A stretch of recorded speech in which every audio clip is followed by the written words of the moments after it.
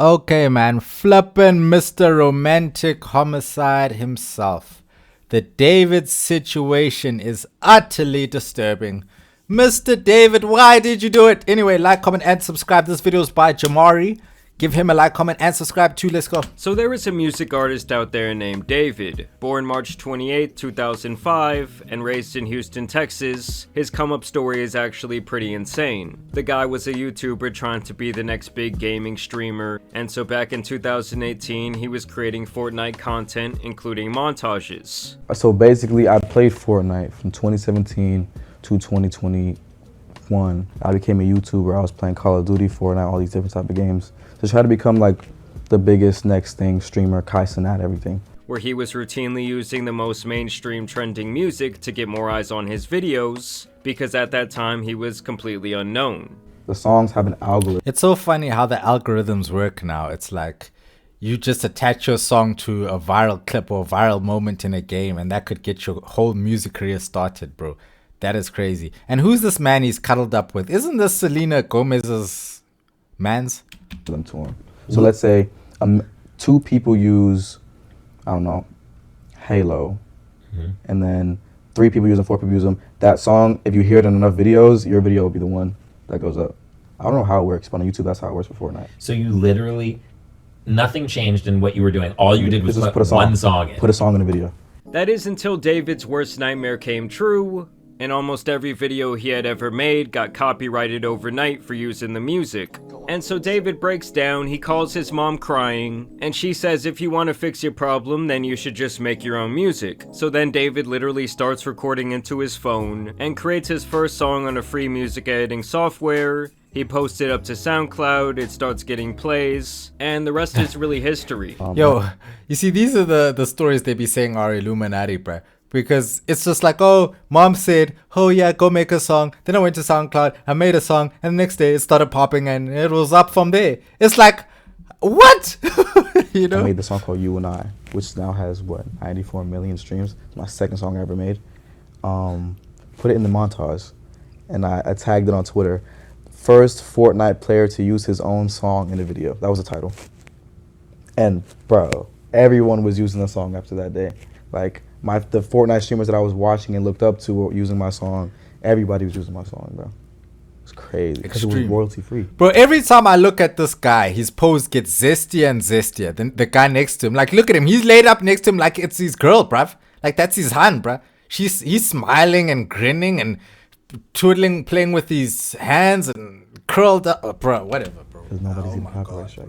David was a pioneer for doing this because he actually sounded pretty good. It's actually pretty reminiscent of the blog era back when I was a teenager, when rappers like Logic and Skizzy Mars were blowing up from phase montages back then in the early 2010s. So he was making the Fortnite videos with his music, and then he started making trending sounds on TikTok by recording covers of already popular songs, and then pitching the audio all the way up to give it that classic Alvin and the Chipmunks sound. I do. I got 500,000 followers off that, bro. But then literally Jesus. 2 TikToks later was the Romantic Homicide one, which has like 16 million views. Wait, what? Everybody, my mom was commenting on this. Bro, I wish I could flex like this. You see this video I dropped? Big Juicy Dwayze, 50 million views. You see this other one? 100 billion, bruv.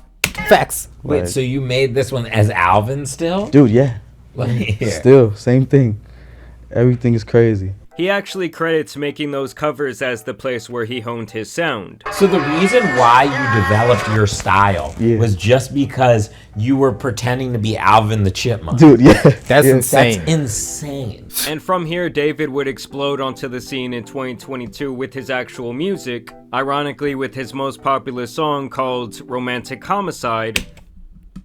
It's always in the flippin' titles. YNW Melly, same thing, bruv. Same thing. They told you what it is before it happened.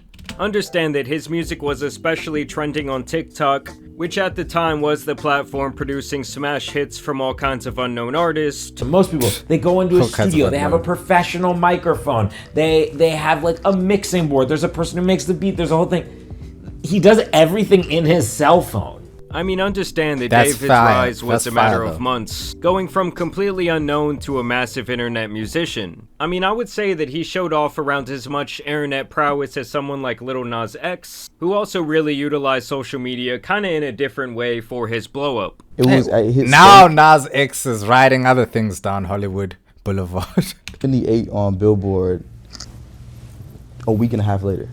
And so the guy was getting billions of views and plays across the internet. His debut album, Withered, was released earlier this year. It sold 30,000 units and reached number 13 on the Billboard Hot 200. And overall, he was really on the brink of becoming a more mainstream artist, not just popular on the internet. Bro He could have hit those The Weeknd vibes, bro. He could have been in that lane, but had to end it all, didn't you? would even go on tour last year, opening up for SZA, and the guy was currently headlining his own tour. You feel me? We're in the mini arena, you know what I'm saying? We got multiple levels. We had done it all. upgraded, you feel me? Last time I was here was with SZA. Now we headlining it. Let's go crazy and go stupid and go dumb. You feel me? Yeah.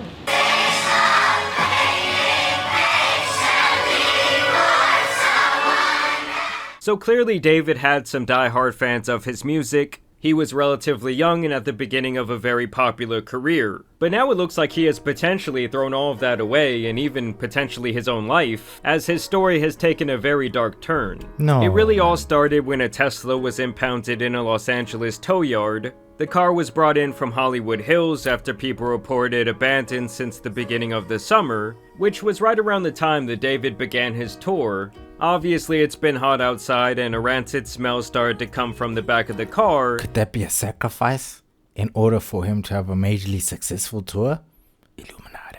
And the people who work at the impound lot noticed this, and really without a better way to say it, inside the trunk contained the human remains of a 15-year-old girl who had been missing since last summer 2024, named Disgusting. 15? Bro. Celeste Rivas. Understand that she had already run away from home multiple times, but this was the occasion where she was not seen again and her family wanted answers. And this is where David comes into the picture, as the Tesla was registered under his name. Using human remains wrapped in a Oh, bag that we gosh. now know belonged to Rivas. Eyewitness News has learned she was found wearing a tube top, black leggings, a yellow metal bracelet, and metal stud earrings. She also had a tattoo on her right index finger that said, "Shh." Now listen to what they said there about the tattoo, That's- because it's actually really important. She also had a tattoo on her right index finger that said, "Shh." I want you to take a wild guess who else has a matching tattoo on his hand. Oh no. Come on, Mr. David. Say it ain't so. That's right, that man David. They both reportedly have the very same tattoo that just reads, "Shh." And apparently that's how they were able to identify her, was through this tattoo. Like I said, her body was dismembered. And just listen to what her mother, who did publicly release her identity, had to say. You know, her daughter had been missing all of this time. She told us that she was aware that there was a boyfriend named David. And that her daughter had a tattoo with the letters "shh" on her right index finger. That the color of the ink of that tattoo was red, which was something that police had not released to the public. So obviously this looks like a really bad situation for David right now, as it allegedly appears that he might have been having a relationship with someone underage, and then potentially he ended her life and stuffed her in the back of his car, leaving her there to rot. So what inspired the hook in the back of That's madness. That's madness. But I was saying, wasn't I saying on my other video, bro, that I feel like that song was about this, bro? I was saying that. Mind You Died is kind of like the storytelling aspect of the lyrics that came before it, in a way that it builds up to the big moment where she died in the back of my mind. Like, I didn't kill her physically, but in the back of my mind, she died. Oh no, you killed her, bro. And keep Allegedly. in mind, guys, if these allegations have any truth, that means she was more like 13 to 14 years old when she went missing. To make matters even worse, when you look into his music, he's made a music video where he puts a body into the trunk of his car. There is other imagery and videos where a girl who looks like her disappears as he grieves the end of their love. Apparently, David was creating a funeral atmosphere at his shows with actual caskets. And he also named... Oh yeah, nah, he guilty. He guilty. You know how people who are guilty of something, who don't admit it, and it's eating them up inside, so then they start to show signs of what they did in order to sort of cope with the trauma, but it's like obvious to us, like, oh no, you You did something, my boy. You killed her. Girl Celeste allegedly on a now leaked song that was allegedly written back in December of 2023.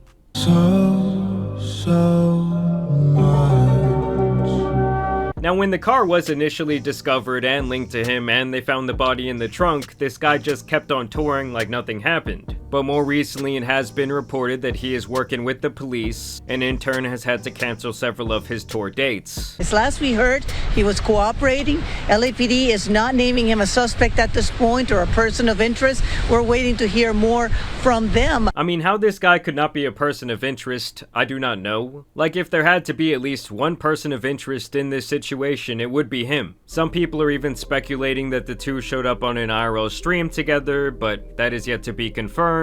I've seen alleged messages from her brother. People are claiming that she was in the back of a picture that David took on Discord in 2023. Others are claiming there are pictures of him paying people off who might have information. But of course, at this time, this is all merely speculation. It's also important to note that there will be a lot of people online trying to like piece together the information that are not going to be getting things 100% right. So you should take everything with a grain of salt, but I will say right now it's not looking good for this guy at all. Also, if you look at footage from his shows, most of his fans do appear to be younger teenagers. No! That's the dude from Fortnite, bro! The dude from Fortnite. And honestly, if the guy did do it, I just don't understand how he could be so dumb to just allegedly leave this car out there for months. Like, even if we assume there was foul play from some sort of outside party here, like, how could you just not care about your car? I don't know, the situation is one of the weirder ones we've probably ever seen. I'm sure we will get a lot of answers here in the coming days. I don't know if this is just like police protocol to not make him a person of interest, but I also find that kind of strange. Maybe one of you can explain that to us down below in the comments, but I will continue to keep you updated on the situation. Y'all let me know what you guys think down below in the comments, but I do want to thank you guys for watching today's video, dropping a like and subscribing. But as you guys know, it's been your boy Jamal. I think they're not calling him a person of interest because they want to get him back to the States. I think that is the main concern for them. They want to bring him in for questioning and have him in the country when they're, I guess, continuing the investigation. But this is pretty disturbing. I don't like the fact that he seemed to just carry on touring once he found out that, you know, this happened to someone he allegedly loved. And then number 3, this person was underage, which makes it very weird. Because if she was like 15, isn't this guy like 21 or something? 20, 21? Even if he's 19, I mean, come on, bro. That's still a bit like, you know what I'm saying? So yeah, for me personally, I don't wish this guy well if he had anything to do with it, which I just don't see how not. I don't see how a girl who's underage that he supposedly was in love with or was his girlfriend ends up chopped up or dismembered in the back of his car. That seems like some Hollywood sell your soul type shit, bro. That's what it's, some sacrifice, Illuminati blood sacrifice type shanties, bruv. That's what it sounds like. So yeah, it's sickening. It's disgusting, honestly. But hey, the world gets weirder, huh? The world just gets weirder and weirder. Anyway, I'll catch you in the next one. It's your boy Dwayze and Blaze. Love y'all. Yeah, thank y'all, man. Thank y'all for being wonderful.